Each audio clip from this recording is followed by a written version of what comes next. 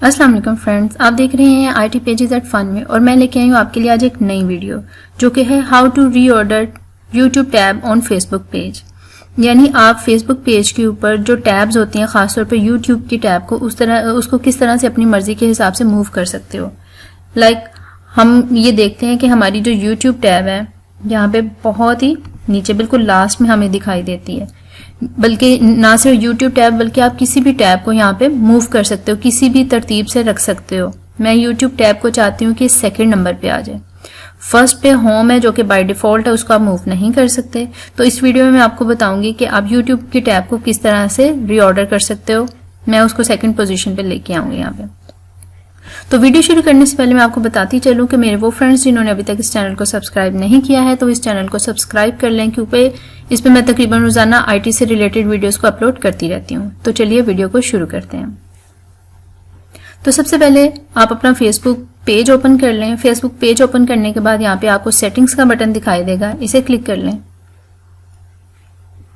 और यहाँ पे थर्ड नंबर पे है टेम्पलेट्स एंड टैब, इसे ओपन कर लें और ये आपके पास यूज डिफॉल्ट टैब्स ये ओपन होके आ गई। यहाँ पे हम बिल्कुल लास्ट में मुझे YouTube की टैब अपनी दिखाई देगी, बिल्कुल जी हाँ ये है। और मैं इसको मूव करके सेकंड पोजीशन पे लेकर, मूव करने के लिए मैंने सिर्फ अपने कीबोर्ड का माउस का लेफ्ट बटन प्रेस किया हुआ है और इसको मैं ड्रैग करके ऊपर लेके आ रही हूँ।